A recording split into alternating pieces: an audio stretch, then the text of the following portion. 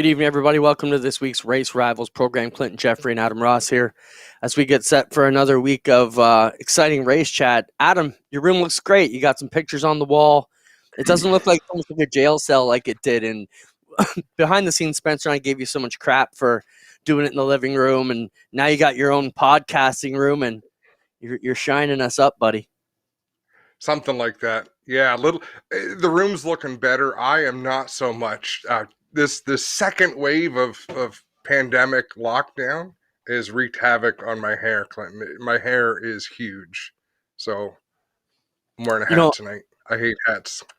It's funny. I just took my hat off, and I think I got a bandana around for tonight's projected guest. We're trying to get Andy Jankowiak in, and for those of you know, Andy is a big, popular guy in New York, but he's raced all over, and he's got a hell of a racing story that we're going to try and delve into with him a little bit as he gets ready to race some Daytona stuff. And for a short track kid to make it to the center of speed is pretty exciting. So we're working on getting Andy on here shortly. He just texted me 2 minutes ago and said, 5 minutes, I'm just working and getting logged in. And he said he's going to do it wherever he's from at work. So we'll work that out. We're going to talk about a few things going on. Racing is up to swing, Adam. And you know what? Just to back things up a little bit, first off, if you guys have anything you want us to talk about, the show's live interactive. We'd love to hear you. If you have any questions you want us to ask Andy, we'd love to talk about that, or any good stories you want him to talk about. I thought you were going to say that instead of your hair, that it has played with your mental health, because I got to say, they came out here in Ontario, said they're going to keep us locked down until the ICU units are half of what they are now. And I mean, for me, it started to take away some of the hope, and I think that's the hard part for the racing fans and the racers out there. I don't know what to say, Adam, other than you and I have been in some fairly high level meetings, and I know they get sick of hearing that. And I know even you're frustrated to the point, like, when are we just going to say it already? But I'm with you, but I do think the message that we want to get out as leaders in the industry, if we can call ourselves that, in the capacity we're in these meetings, to at least say it's going to be okay. I think in a lot of fronts, a lot of the people who watch this show and are touched with it, no matter what happens, we found a way last year when we had no idea what was coming, and I think this year we have a plan A, B, and C, which I talk about in my daily discussions with everybody. And from day to day, it's plan A, and then you're back to C, and now you're in the B in the middle. And, today we're back to plan A. What's it doing for you, and what message do you think we need to get out to the race fans about the future, maybe even short term this season? First off, you're absolutely right. Folks, great days are coming. I mean, there's really good things on the horizon. If you're a racing fan, or a racer specifically in this area, I think there's really good things on the horizon. There's really good things to come. From a mental health standpoint, folks, reach out to somebody. Send someone a text you haven't talked to in a while. Send someone a message you haven't talked to in a while. We've got to take care of each other. I know it can be really frustrating. It can be demoralizing, right? These shutdowns. And I mean, I'm out and about. I was out and about today. There's tons of people out and about. So they're calling this a lockdown. It's hardly a lockdown, but it is affecting so many of us. So just hang in there. But by all means, if you're suffering, don't suffer in silence. Just reach out and talk to somebody. Hey, how's it going? Strike up a conversation with someone you haven't chatted with for a while. Be sure to take care of yourself. Because Clinton, I mentioned last week I'm taking on a new job. Yesterday was my last day with Metro Truck Group. I don't start with Cal Tire until March 1st, so I now have a full month of sitting around, and that does not. I don't thrive when I'm sitting around doing nothing. No, and I had a bit of a tough weekend. I'll admit it. It was struggling. You get depressed, and I think the best thing you can do is reach out to your racing buddies and kind of stick it out. But if there's anything going to pull us out of it, it would be the fact that racing has started in other parts of the world. There's some great streams out there for you to catch, depending on what your flavor of speed is in this month and in the coming months. We talked about it here a few weeks ago with regards to the Chili Bowl, but, MAV TV Plus is still on with its I think it's lucasoilracing.tv as well. It's still free. I mean, I've been watching it like crazy. It's the Lucas Oil late models are on there. It's been amazing to get you there. I know I spent the weekend, as did you, and we'll talk about it here, watching Dirt Track Digest coverage of the Sunshine Swing for the Short Track Super Series with Brett Dale and the modified crew there, and some good racing that we saw and some discussions we're going to have. And then, you've got the Twitter war going on, which is here. We'll touch on that with Herb and McCready going back and forth. And, McCready's old school, and I don't know how much we want to delve in that. We want to kind of talk to Andy about that when we get him on as well. But, I think we maybe turn that corner a little bit. I was talking to Christine, my wife, here today, and I said, time's flying. So that's, if there's any good thing about it, I can't believe we've been in lockdown for a year, but it's unbelievable to see how fast the weeks go by, at least from my perspective. It is. Yeah, it's crazy. I also finished that off by it. saying it's getting old and the days are going by a lot quicker because we're on that downside of life. But I don't know. Stick it out there. I guess the message is if you need help, reach out to your buddies. And, of course, Adam shows on Thursdays to talk about that particular thing. But I just thought, for racers and even some of the stuff we talked about, we are really in the push in these meetings to get things announced right away from the Weekend side, get our schedule out, give some hope, get some excitement out there because we do have exciting things on the horizon. Once again, I want to thank all our supporters. As you see them flash across the bottom of the screen, we wouldn't be able to do what we do here and on G-Force in general without our great partners who help us work that out. So we really appreciate them coming in. But what's on your mind? Tell us what you want to talk about, how you're getting ready for the racing season, and what else you've got going on. So, Adam, let's jump into the Burger Barn video of the week while we wait for Andy to jump on, and we'll start having the discussion about the Stuart Friesen accident on Saturday night, which was shown on Dirt Track Digest. And want to mention, everybody, Burger Barn is open for curbside pickup. Still pumping out great food there every day. And when you're down there, fill up on gas at Petro Plus Travel Stop, pick up some Burger Barn, and you won't be disappointed. We want to thank Jay and his staff for everything they do for us here, and racing in general, big supporters across everything in Ontario. And the horse world. Well, while we're talking about Jay, and before we jump to that, he's in the horses, right? Clydesdales. I know you were talking to Jay most recently too. We have talked about bringing the Clydesdales in, and I'm so frustrated about this virus because last year's NASCAR race, like this time last year, I was at Daytona. We were going to concerts. We were seeing the race, man. I come back full of piss and vinegar thinking our NASCAR dirt race is going to be amazing. And then it all got taken away. But one of the things we had talked about was bringing Jay's Clydesdales in and setting up his winter fair setup there, the Burger Barn stables right at the racetrack for the weekend. He said the horses aren't disturbed by the races at all, or the cars, they won't be spooked. I think that'd be super cool to have a Clydesdale petting zoo with the Burger Barn team there. And that would be so awesome. I don't know if you want to call those show horses petting zoo material.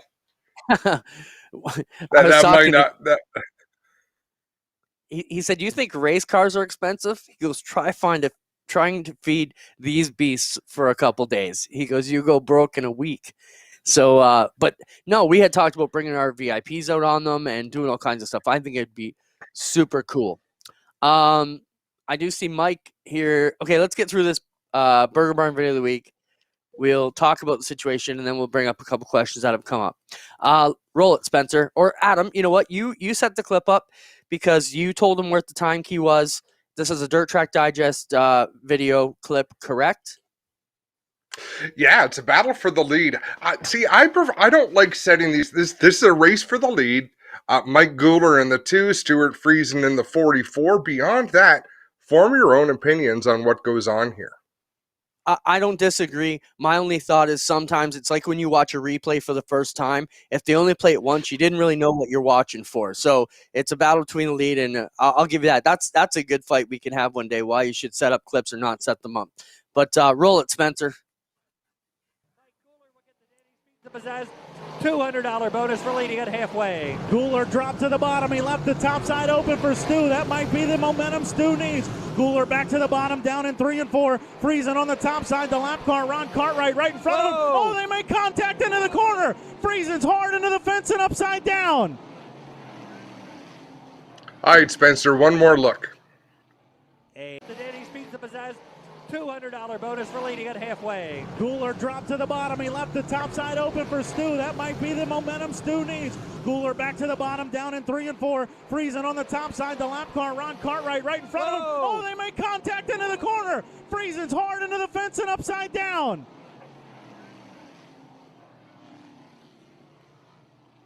A nasty hit right at the pit gate. Stuart Friesen is now climbing out of the car.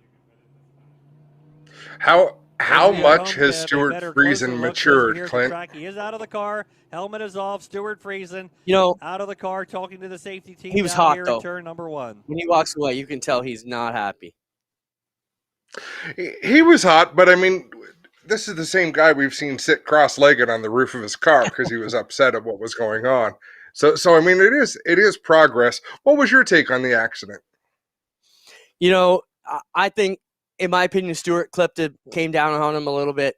He definitely had more room.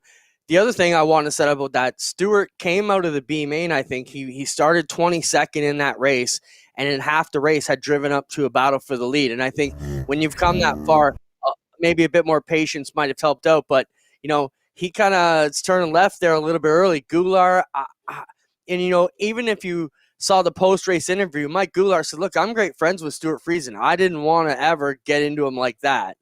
And, it's not like it's lap, 49 of a 50-lap race, and that's going to keep you the big check. You still got 25 to go. And if you're paying attention to your surroundings and are half of a race car guy, you're going to know that Stuart Friesen is probably going to be all right for the last 25 too. You can hold him off for a lap, but not 25 more to go. Well, what's your thoughts?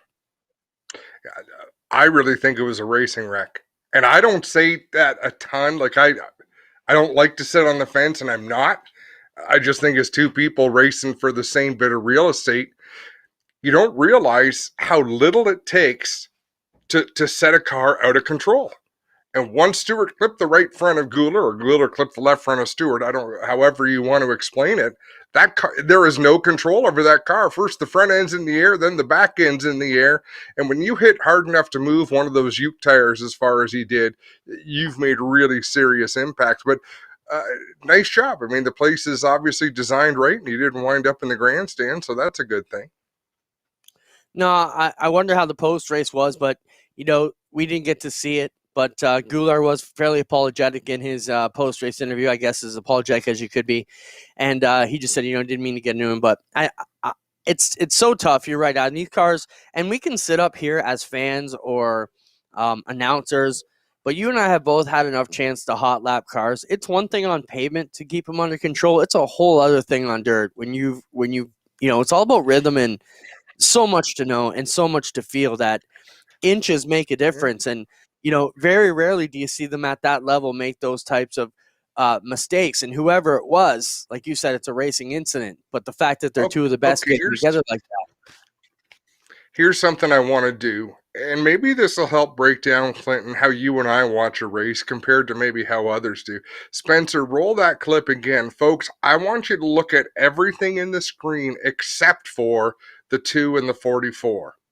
So that's a battle for the lead. Anyone in front of them is a lapped car. Anyone behind them is a lead lap car. So what are they trying to achieve? Like, why would Stewart be coming down? Why would Goulart be coming up? They're trying to position themselves. You're always working half a lap ahead, a corner ahead to get into position. And I think someone commented that there was a pick and roll about to be set. So it's not just a matter of driving into the car beside you. They have a plan, right? So was it a mistake by Friesen? Maybe. Or maybe he was maybe he thought because he's been buddies with Goulart for so long that Goulart would back out if he starts to inch his way down the racetrack.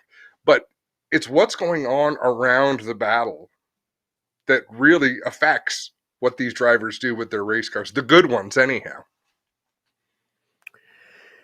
Yeah, good to see Stewart walk away. Speaking of Stewart, I saw he won late model heat number 4 tonight, so he will be starting in his first ever Lucas Oil late model race, which will come up later on tonight. So check that out if you have any issues. We got Spencer working on Andy Jankowiak right now behind the scenes. So I hooked them up, and they will start working on that. Adam, let's talk about what went on with, where do you want to jump into the Herb McCready Twitter feed? I'd rather wait for Andy for that because I really want his thoughts. Let's talk about $10,000 to win for street stocks. Yeah, and there's a few questions that came in locally that I'd like to talk about. So, you want to jump into the Street Stock Nationals, or you want to jump into some questions? Yeah, whatever you want. If you got questions, let's do it. All right, I'll knock off a couple quick here. So first one says, duel on the dirt. We'll address that first. Yeah, Steve. So the 5 tracks here for the Street Stock and Mini Stock, which is Southern Ontario Motor Speedway, Ohsweken, Brighton, Merrittville, Humberstone, with the common rules. There are some clarifications coming out. They were approved last week by all the tracks, and those should be out, I would think, in the next 48 hours, if not by Friday, to clarify some rules that had been kind of in the gray area. So they're gonna straighten that out. The other thing that's going to happen is we're working on the schedules right now, and when all the tracks announce their schedules in February, you'll see the Duel on the Dirt schedule has been included back in, Adam. And how cool is that to have the mini stocks and street stocks with their own tour, even trying to work through this type of stuff we've got going on? They haven't been left behind. It's a great streamlining of racing, because if you're a dirt racer in Ontario, you can go racing. You know that. Now, I shouldn't say that. There are divisions that maybe aren't getting races, but sportsman, modified, late models, crate sprint, mini stock, street stock, there are races on the calendar. And there were years not very long ago. Let's say, for example, Brighton only raced, what did they run last year? 3-4 times, where Humberstone raced 10 times. And you couldn't go from one track to another. And think, God, this really sucks. Well, now, if you've got a street stock, you can take it anywhere you want, basically. So it is nice. I mean, travel's not cheap, but it's not ideal for any racers, but at least the timing of getting the rules amalgamated was good. Yeah, agreed. And we're going to keep pushing down those lines as we go. As we mentioned here on last week's show, there's lots of questions about Ohsweken. I mean, we're in the same boat as everybody else right now. We're still a long way away from figuring out what's going to happen. Our A plan is still put out a full schedule right around Valentine's Day and get that all ready to go, probably in conjunction with Daytona 500. That's typically when we would be sending it out, and I think you'll see the schedule for all the other tracks come out that haven't been out at that time yet. Another question here, Adam, is, are they planning to do any virtual Motorama? I have not heard anything about that. And he also said, what about doing a short track panel on G-Force? First part of the question, I don't think they're doing anything with Motorama this year. They'll just keep sticking with the magazine. The closest thing you'll probably see to that is Greg McPherson, and sometimes he's watching this program. They'll probably continue to do his format, which is similar to this. Greg's had some high-profile Canadian motorsports guys on there to talk about, basically the same type of stuff we're doing here. So that, man, second part, I love in the business. Even Alex Nagy is in the talk show business now. Yeah, I see. I was laughing, man. The one guy had the same color scheme as us, and I thought, those bastards went on the air without me one night. And I was like, oh, it's French, and it's kind of close, but not really what we've got going on. But I had a quick look at it. It was funny. So a couple other things.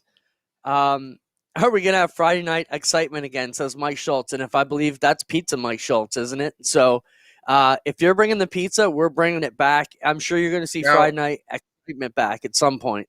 And what we mean by that, that's our Ohsweken iRacing League. Can I throw you under the bus, Clinton? Would you mind? Sure. No. Why don't you explain why there hasn't been Friday night excitement, Clinton? Because I think we overblow it with the iRacing sometimes, and it got to be too much doing every Friday night. And I want my Friday nights free. Bombarded. Exactly. I get bombarded with messages because I'm a little more involved in iRacing than you are. So I'm the one that gets the heat. Why aren't we doing this? Why aren't we doing this? Because Clint wants to go out with his wife on Friday night. Yeah, that's definitely one of them. But it just got to be too much where some days, you're like, man, I'd like to be off on that day. And I think there's and that's not just racing. I mean, my kid had hockey practice every Friday night last year, and it pissed me off too. But hey, Thursday night's excitement. Let's go. And just to add one more question. Randy and Laura Hollingshead said anything on the Thursday Night Thunder at the Little O. As soon as we can go back to racing with the big track, micro sprints and go-karts are definitely included to be back in the plan. And we're working on that. So stay tuned, and we'll keep you posted. We want to welcome our guest, Andy Jankowiak, to the program now. I understand we have him on the line, and it'd be a great time with him. Andy, thanks for coming on, man. We appreciate you being here with us. Welcome to the program. I think you got him muted, buddy.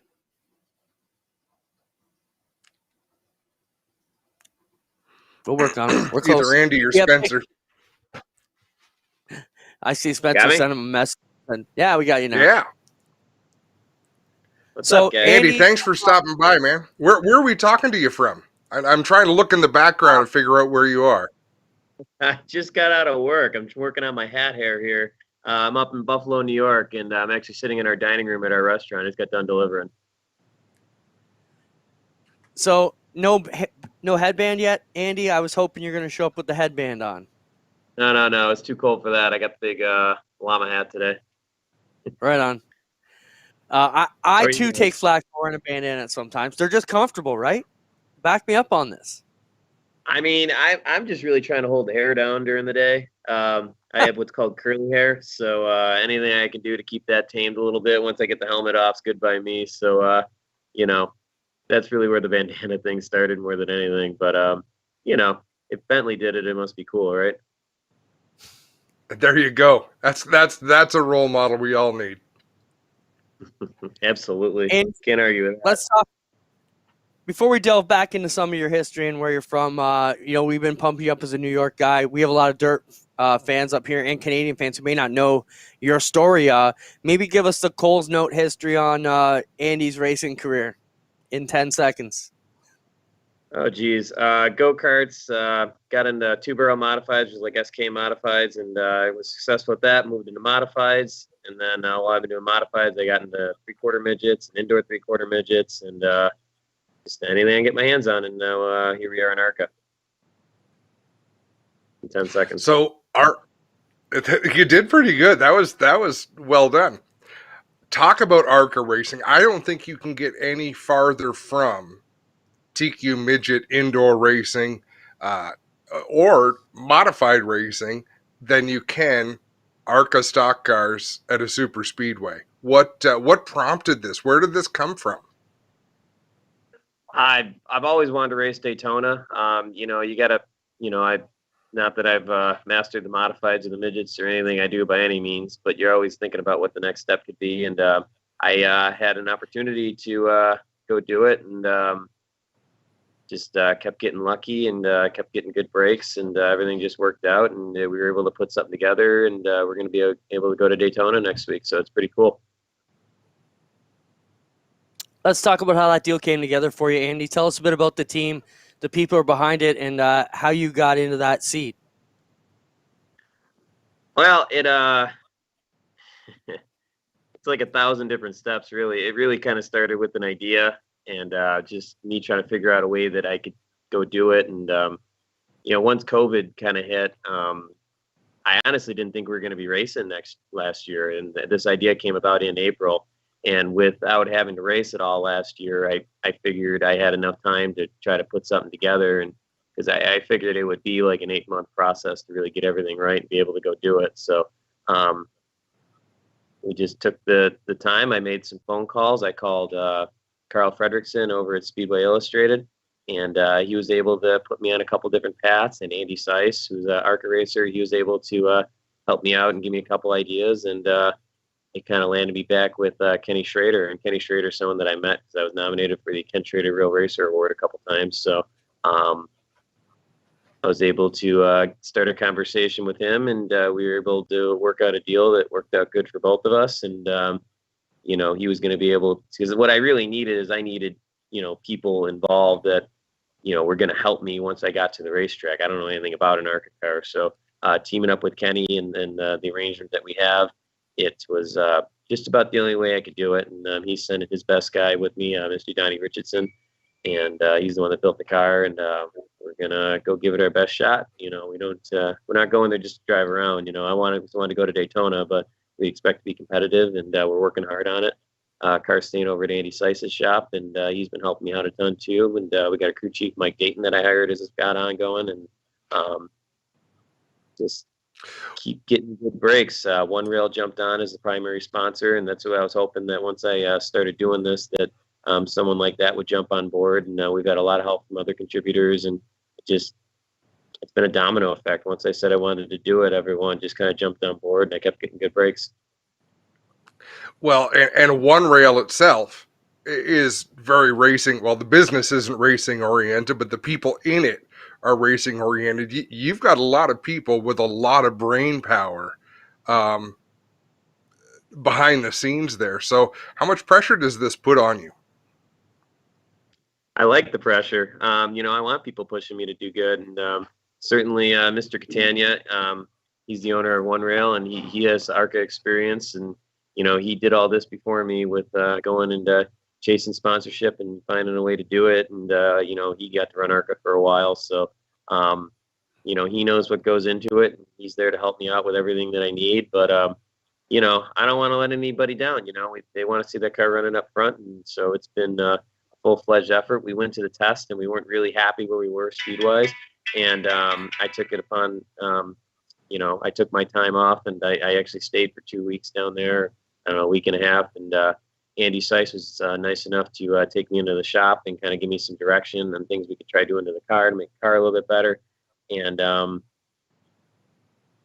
you know, we found a lot of stuff. I think we're going to be a lot better. The crew chief, Mike Dayton's been there helping out, and Donnie Richardson over at Schrader's been available to get us some parts that we needed over there, and you know, been available as an advice counsel at the Schrader shop. So it's been everybody's been very involved, and we're giving it our best effort for sure. What's the grand plan, Andy? You know, you've raced all these things. Do you see you trying to make the next step? Is this a one race deal? You going to try and make more? Where does it all stand? Who knows? If you asked me a year ago if I was going to be here, I wouldn't have been able to tell you I got this far.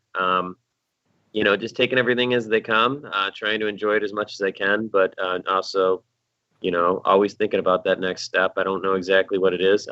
This isn't going to be just a one race deal. If I have anything to say about it, we're going to keep going with it. And, you know, obviously we only got the one car. So, you know, that's our joke. It ain't Penske. We don't got another one on the truck, so we better take care of this one.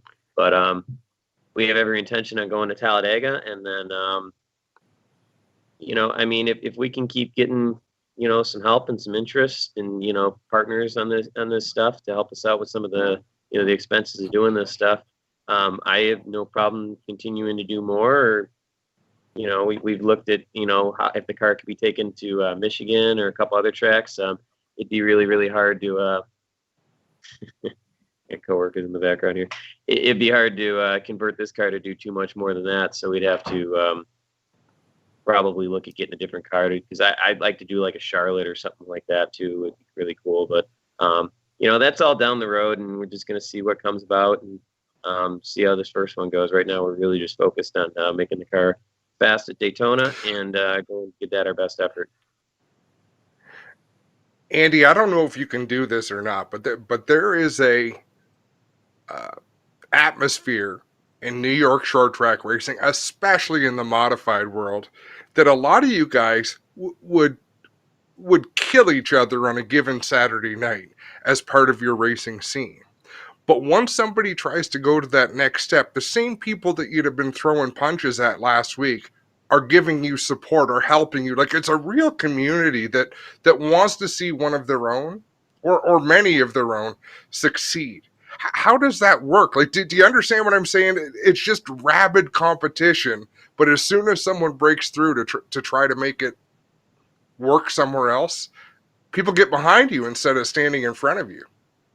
Yeah, absolutely. You know, I've seen Facebook messages, and I've gotten congratulations from, you know, people I may have been, may or may not been trying to fight after the races probably 5 years ago. A lot of good friends and people from the races. Just, you know, It's hard to explain it. It's humbling that I'm in this position. I always, like when I saw like when I was little, I remember, not that I was racing yet, but I remember seeing like, when Chuck Hossfeld was in the trucks, I always wanted to really pay attention to him. And, we all keep an eye on Stuart Friesen. We consider him one of ours. I watched him in Lancaster when I was little, and we all keep an eye on him. And certainly not that he's from Western New York, but Andy Seiss is a modified guy, and I know he's been down there for a while. But when he started doing this and going after it, we were all rooting for him and cheering for him, and Ryan Priest too.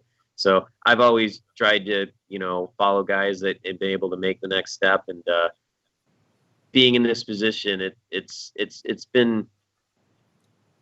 humbling, really. It really is, that people, want to see me do good, and to get that support. It means more than a lot of people know. It really does. It's cool. I got a phone call. I'm not going to say the name, but I got a phone call from somebody that his 50s, and he's in Pennsylvania, and a far greater modified, or not modified, he runs everything, but midget races, open wheel, just great driver, way better driver than I'll ever be. And he called me, and he asked me what it was like, but it wasn't like what it was like. He was asking me because, like, I could tell it was something that, he didn't, he wanted to do in his career, and maybe he didn't find the right opportunity, and he wanted to know, like, what it was like, my perspective. And it really just made me stop and think about how lucky I am to have this opportunity, and how special it really is to be able to go and compete on this level, and how many great drivers might not get an opportunity like I'm getting right here. So none of it's lost on me. I'm just I'm trying to make the best of it, and just take it all in, and just be grateful, and say thank you as much as I can, because I know it took a lot of people to get me here, and a lot of good breaks, and a lot of good circumstance. So I'm blessed. I really am. Andy, safe to say your style would be old school racer. When we talk about that, you've had a lot of old school racers around you over the years, and who probably showed you a lot of the school ways. Now, we showed the bad banana cart. Roll those cars, Spencer, there. Hang around guys like the Hochters who've been in this for decades. Maybe some other good guys who've been, taught you a lesson or two. Who's been out there that really grabbed you by the ear when you needed it and said, listen, boy, that's not the way you do things?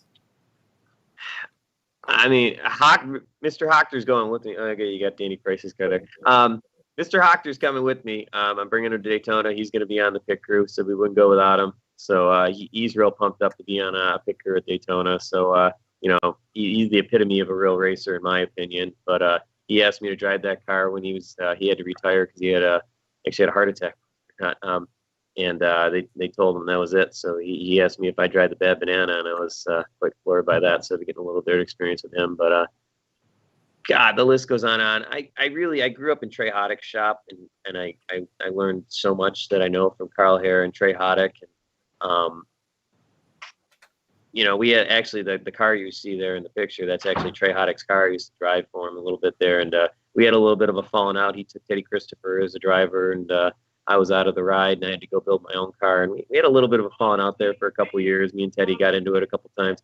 But Trey's sort of been coming back into my life the past couple of years, and he really is my mentor. Like, when I was little, I was on Todd Hoddick's pit crew and Carl Hare's pit crew, and I watched them do this 15 years ago, and it was part of my inspiration when I really wanted to do something like this. Trey built an ARCA car, and they came down to Daytona, and they were doing the ARCA thing for a little while, and just seeing a car get built that was going to Daytona right in, like, a shop I was hanging out at every day. It was incredible to me. And it's something that's always stuck in my mind, and I'm sure it's a big reason why I'm doing it. But God, I've had so many. It's hard to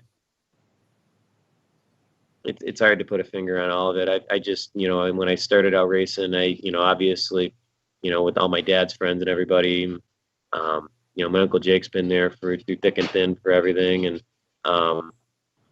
I've been lucky to hang around a lot of good racers, so helped me get where I am.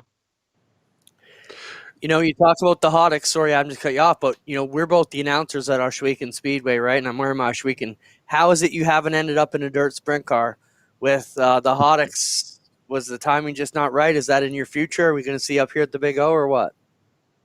Well, I'll tell you what happened was me and Teddy Christopher were racing in 2017, and we got in a little jingle, and I think that was He was driving Trey's car, and I'm pretty sure Trey made it very clear that next time we spoke that I was never going to drive one of his race cars again after that.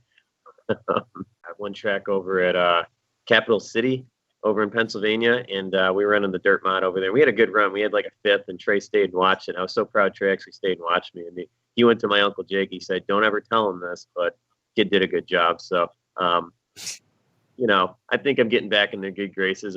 Trey's family. He really is. He's just family. I just got off the phone with him. He's building a line for me for the car. I just went over there and picked up some spare parts for the ARCA car. So he's been calling me on the phone and just doing everything he can to help. He's helping me build some stuff for the car right now as we speak. So it's just, you know, I love them guys. I really do. I really did grow up over there, and I learned probably half of what I know while just watching Trey, you know, while hanging out at the shop and watching Carl and, you know, even racing against Scotty Kruder and Matt Farnham. You know, it's a good group of guys, and I'm proud to call them friends, and I'm proud to call Train Carl mentors for sure.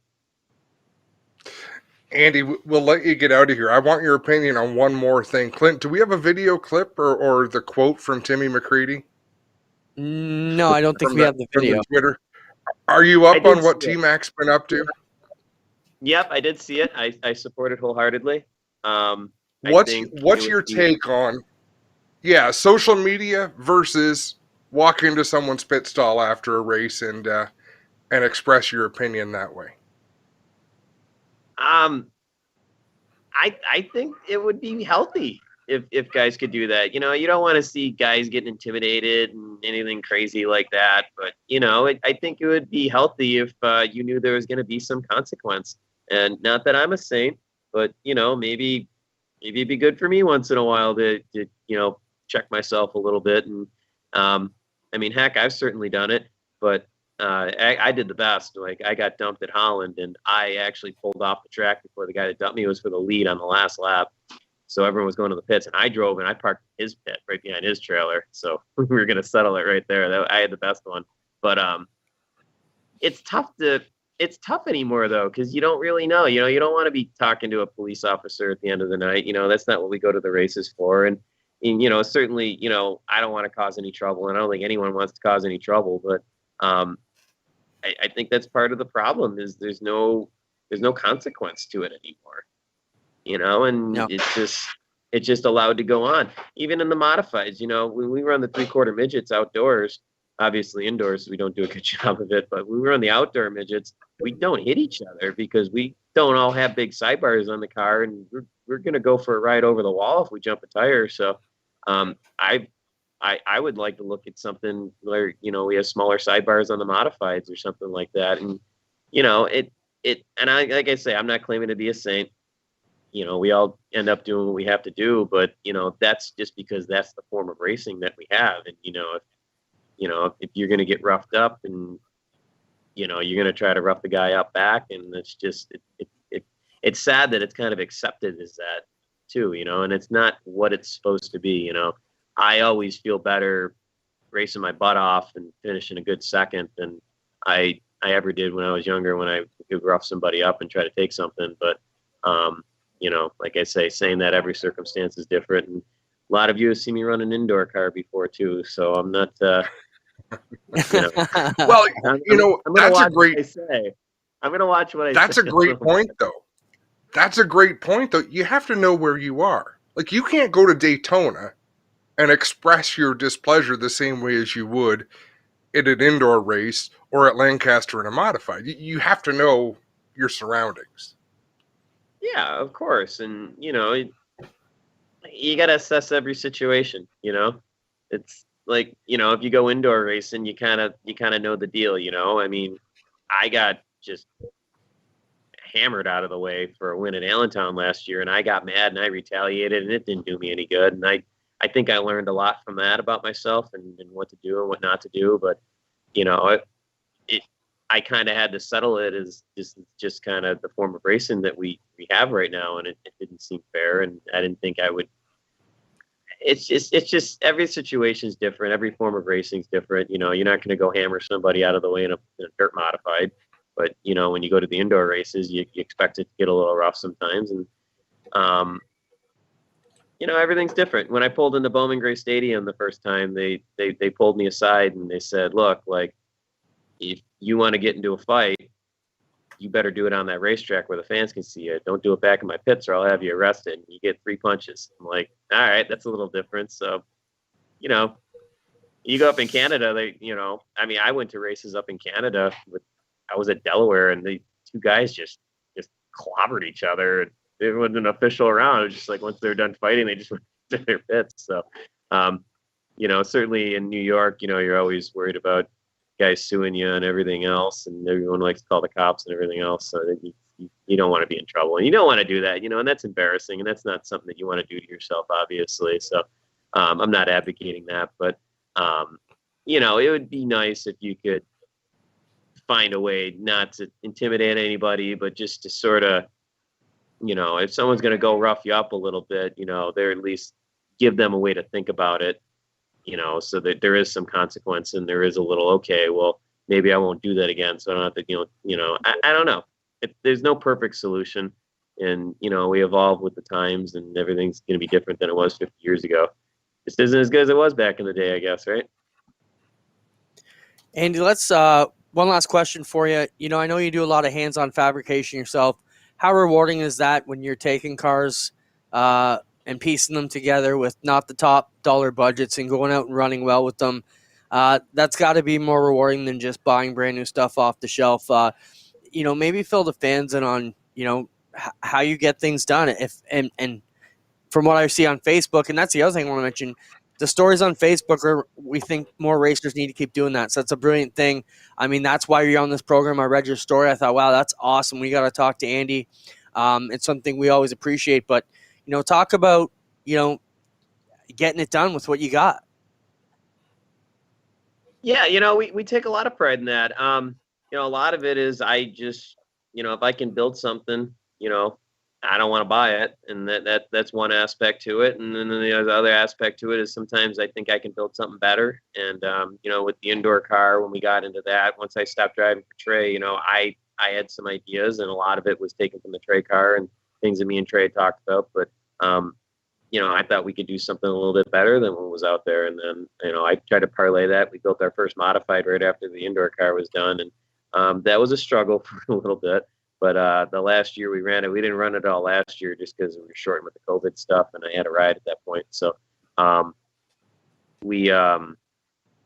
last year I ran was 2019, and actually if we would have went to Monadnock and ran, I think 7th, they said we would have won the Tri-Track Championship. We were top 5 with that car every week, so I'm very, very proud of that. And then I have a lot of hands-on with the Sportsman car that's been doing really well again. We won the Lake Erie ROC event the last 2 years in a row, so it's very rewarding. It's cool when you can think of something a little bit different and apply it to the car, and then and it actually helps you out. And that's cool. It's a lot cooler than buying speed, and I can't afford to buy a ton, so it kind of works out better for me anyway to do it that way. But I love thinking my way through things, and I love finding creative solutions, and I love just thinking about ways to be different and ways to work around the guidelines a little bit to try to find a little bit more speed and do things people aren't thinking of. And, I think that's just, it's something that's not in racing like it used to be. So many things have been figured out, and, guys you can go buy speed, and there's so little innovation left anymore. If you look at racing in the 70s, guys had, there's 20 different looking cars out there. You look at F1 is my favorite. So read about the history and all that. And you look at the evolution of F1 and just how different everything was. And now you look at it today and it's it's like even in NASCAR stuff, it's like an IROC series. They all got the same thing and they just go buy the best engines, and it's who has the best and who can buy the most engineers. And, if you can sit and think of something like Trick or Tricky, that's the coolest thing. That's what excites me. And that's why I do it. And, saving money is kind of the afterthought, but it's a lot of work. We're building another midget right now. I just got done building one modified. We got one modified off the jig, and we just put another one on. I'm going to be racing on my own this year with the modifieds. So trying to get 2 done. Definitely will have 1 done. And trying to build an outdoor midget too, kind of similar to the indoor midget. And, it's pretty cool. We got a TIG. We build our own radiators now. pretty much anything we can think of that we can make a little bit better, we'll try to go for it. There's a lot of there's still some room left for innovation in the modifieds, and we like to have some fun with it. We appreciate That's you being awesome. here, Andy. Let the fans know when's your race, and when can we watch your race at Daytona? When's the ARCA race? It is February 13th. It's a Saturday. It's the same day as the Busch race. It's going to be at 1:30 on Fox Sports 1. And I just want to thank my sponsors, One Rail, Freeman Hotel, and everybody that jumped on board with that deal, Speedway Illustrated. It's been humbling to get all the support that I have, and I couldn't be doing it without great partnerships like that. So thank you to Mr. Catania, everyone over at One Rail, and then my team, and then everyone over at Kenny Schrader Racing, and pretty excited about this. It's stressful. We're leaving in a couple days. We still got some work to do on the car. The rear end's laying on the ground. I got to go get pinion shims, and we're still working on it. So it's just like racing the modified. We'll be working on it till about midnight the night before we're supposed to leave, and we'll be throwing it in the trailer just like everything else. It wouldn't be any other way. Right on. Have a great time and stay safe down there, Andy. Hey, thank you. And you guys have me back on anytime. Love it. We'll talk to you after you win ARCA. Thanks, man. Old school racer there, Adam. He's the kind of guy you got to cheer for. If you grew up in the 60s, 70s, 80s when they did it with their hands, Andy's your guy. And great to see him get the shot. We've often complained and bitched for many years that, the right guys aren't getting the shot. Good to see a guy like Andy get the shot. He's definitely paid his dues up and down the racing ladder. Cool story. I think so. And I like that he brought up Andy Seiss, a similar story. I'd love to get Andy on. I'd love to know the real story about why Andy parted ways with the Cup team he was working with. There's something going on there that never got made public. Well, let's dig it up. What do you want to talk about now? Well, you're starting to talk about 10,000 wins Nationals and some other big races. Oh, crap. We do have a lot of stuff to get through. Oh, boy. Okay, so I know what we want to talk about. Let's jump to the bottom. Get Well, Dolick, and Cowboy Dan. Spencer, we saw that Cowboy Dan Price picture go up on the screen there. Both are recovering a bit. Both are really good dudes in racing, Adam. This is Chris Dolick. Chris has been suffering with cancer for the past little while. What do we know about the situation, Adam? This is Chris with his doctors and his caregivers. I think he was working on his last chemo session, if that's how I understand things correctly. He had his final chemo treatment a few days ago, so it was a big deal for them to be able to leave the hospital and move on to what hopefully is a much happier chapter in his life. Chris Dolick, just a phenomenal person, a hard worker in the racing industry, and you can it shows with the number of comments and the amount of support you see pour out for him. So we're pretty pleased to see that his chemo's done. I think of when we first met Chris, we were fairly unrecognized in the media world at Dirt Week as a internet company because it was all we were new school, and Chris was the first high profile official who gave us the time, made sure we got what we needed, just like all the rest of the press, and just did it right. And all the best to Chris. Another great dude who's in some issues. 2 hours ago, so this was like an hour before we went on the air, this came up. Cowboy Dan Price, he's another guy a lot like Andy J, who builds his own stuff and makes it happen. There's Dan. He recently converted to dirt and races at Brighton, but when I first got to see him, he had his 57 Chevy street stock out there, which was a badass car. And Dan's just one of the good guys in racing. We've had him on. We've talked to him lots. Here's his message on Facebook earlier tonight. It's been a crazy last 26 plus hours since I made my stupid, stubborn self drive to the hospital. I had chest pains, but like the times I felt them in the past, it's just indigestion, I told myself. The last thing you want to do is worry about anybody, ruin people's evenings. It's nothing. I'll get over it. The pains intensify. Yeah, nobody can come to be with you, and you're just going to waste valuable hospital space on what? Heartburn. You've had these pains before, and they were nothing. And he said, then my jaw starts aching, and we get real first aid treatment through work. And I knew this was the signs. I had to go to the hospital. So he said, to make a long story short, no heart attack, but they found what appears to be a blockage in artery, and he's off to St. Mike's in the morning for an angiogram, and fingers crossed. He said, I'm not able to see Aaron and Cam, and won't for a couple more days, but we're all working through this together. He said, I wrestled with keeping this private, and Dan's this type of guy, but I thought if I could just get one more person to react in the proper manner when faced with the same situation. If one person doesn't ignore the signs for as long as I did and don't keep rolling the dice, that I've done the right thing. And Dan, you've absolutely done the right thing to warn people to get out there. And Adam, you're a big proponent of mental health. This is physical health too. You know, you got to take care of yourself sometimes. And a lot of times we just package our feelings, whether it be physical or mental, in the back burner and say, oh, I'll get to it. I got to take the kids to hockey practice or whatever the situation may be.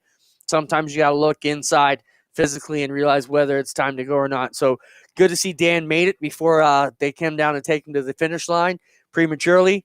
And, he ended up getting the black meatball flag instead of the checkered, which is blessed in this time. So all the best to us, Dan. We know you usually watch this show on many weeks, and we appreciate your input.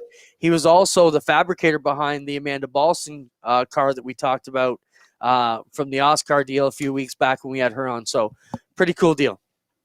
And a great guy. And he's not watching any of this because he's watching the late models from, I think, Bubba Raceway Park. That's what he said he was going to do. So we're not doing this for reaction. We're doing it because Dan's a great guy. What is our Burger Barn video of the week, Clinton? Before we forget, I think we better get that up. It was the Stuart Friesen video about 40 minutes ago. Oh, okay. Perfect. I was just looking back. I wasn't sure. No, all good. Merrittville Pizza. So 2 weeks ago, Don Spees called me and said, hey, we built a brick oven wood pizza behind the grandstand in a concession booth. They're going to start selling pizza. He said, I want you to come up and sample the pizza. Well, you know me, I'm still struggling with my mouth a bit, so I'm not loving pizza lately anyways, but I did have the niece and nephew here at the time. And we went over, and I got these pizzas, and show the pictures of these pizzas out, Spencer. These are thin crust, wood oven pizza that they're going to sell. He's thinking about $12 at the grandstand, and it is worth it, Adam. Lots of different flavors. They had toppings. This pizza was amazing. And I got to say that. I told Don we get on here and throw some press, but when we get back to go racing at Merrittville Speedway, this is going to be a huge hit for Don and the staff there. The pizzas were just unbelievable. Well, and I'll tell you, this may not sound like a compliment, Clinton, but it is. Ugly pizza is good pizza. If it looks perfectly round and the pepperoni is even, forget about it. It's an ugly pizza. That's someone who knows what they're doing. That's real ingredients. That's the pizza I want to eat. So I drove up to the Speedway because that's where they cooked. He said, come by and pick them up. It was basically curbside pickup. And I wheeled up, and they had the booth all closed because it was freezing cold. So I knocked on the booth, and who opens the door but Rob Murray, street stock champion, says, I cooked yours personally myself. All the rest were burnt, but yours were great. So it was just cool to see a couple of the racing guys out there. Want to thank Don and Lorraine for the great meal. And you Merrittville fans, you are in for an amazing situation. Yeah, pizza delivery to the tower. I'm sure that could be arranged, Stephen. As long as we keep talking about how good it is and paying for it, they'll keep sending it up those steps for us. So it's going to be exciting. It's just a good offbeat story, but I definitely want to give Don and his staff a shout out because it is going to be awesome. Matt mic'd up, Adam, while we're talking about Merrittville. Matt Williamson was in a mic'd up video here. I know it's something that got you excited. I spent some time yesterday watching it. Can we show a clip, Spencer? Do you have any of it queued up? I thought it was great to see this. We always love the behind the scenes stuff, and show it, Spencer. So and it's just like you said, Clinton, about Andy J letting you in, like letting you behind the scenes. This place is cool. I could watch this all day. It's a racy little joint, and usually when you got a good car, you can go to the front. And passing isn't hard to come by like some of the other places we usually race at. So excited about it, and hopefully we can sweep the night and have a few beers after and enjoy the night.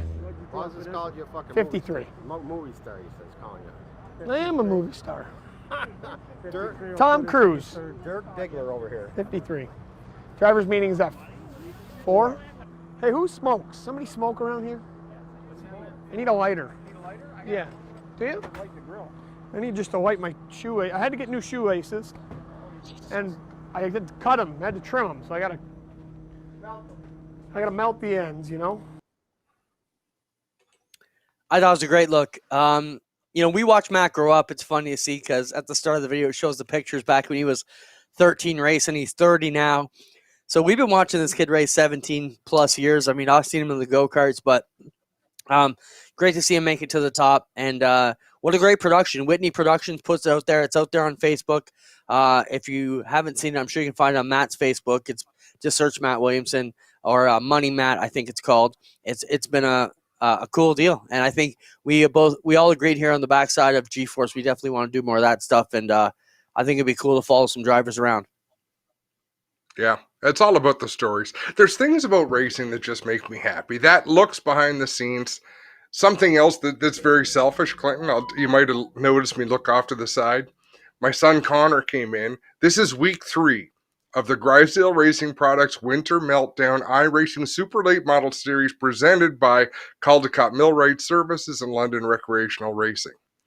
He popped his head into the door because it's the first week that he's qualified. The one week he didn't even get out of the racer server to get into the main server. The other week he got into the main server but didn't make it through in the consi. This week he transferred straight out of his time trial into the main event. Those are the things that excite me. We talk about winners and great results. Just getting into the show for some people is exciting, which is what Speed Weeks is all about, what big races are all about. That sort of stuff pleases me. That segue was all about it. I thought that was impressive. But you're absolutely right. I mean, even like for many years, Dad, I hope you're not watching, but we were an 18th place team at Merrittville in the Sportsman. And people would say, oh, how do you like that when there's 40 cars and, too many? I said, those are the nights we cared about because we were never going to win a race. We knew that. But if there were 40 cars and we could be one of the 24 that made it, we were drinking extra beer that night because the best came to beat it and we got in. So cool. Yep. Tell Daddy's money. Uncle Clint recommends just to ride his round at the back, mind his own business until we're like lap 80 and then pour it on. So the message that I sent to him, let's see if great minds think alike here, Clinton. I'm going to bring this back up because I said, oh man, Facebook is so slow anymore. Either way. So I said, just survive the first half of the race. Then at the same point, just ride, just go and ride. You don't have to attack every lap. Get there, get to the end, and have yourself a good run. We want to thank Andy Jankowiak for spending some time with us on the program. Thanks, Spencer, for all you do. Adam, just quickly, when the race gets underway for the Winter Meltdown Series coming up directly here on G-Force following us right in about 2 minutes' time, are we going to see the B-Main in the last chance qualifier? I know you had talked about that. Or are we jumping right into the A feature? No, if things go the way they were supposed to, you will see the B-Main take to the racetrack so we can introduce you to everybody in the race, and that's how it should look. I know you got to get over there, but one quick question. I meant to mention this. Garrett Gonder, is that his name? Sent you that message today saying he got a new sponsor because of the iRacing, and that is cool deal there. So quickly give us the 10-second version of that and get over to that race. Yeah, geez, let me open that. I want to get the name right because if you mispronounce it, I think it's kind of dirty. So I've got to make sure that I got to open it. Cooch cases. You can see why I wanted to read that. They're cell phone cases, Cooch cases. They've come on board for this race. They're hoping they may come on board for the outdoor season. But can you see why I wanted to be careful and not say the wrong thing there? Yeah, he says, can you please give them a shout on the broadcast? It's huge for us to turn this TV stuff into potential racing dollars. Sincerely, Gareth. Good luck tonight, Gareth. Adam, let's get out of here. We're headed over to the Winter Meltdown session. Just refresh here on G-Force. It'll take you right to it, and we'll see you next week. Thanks, everybody.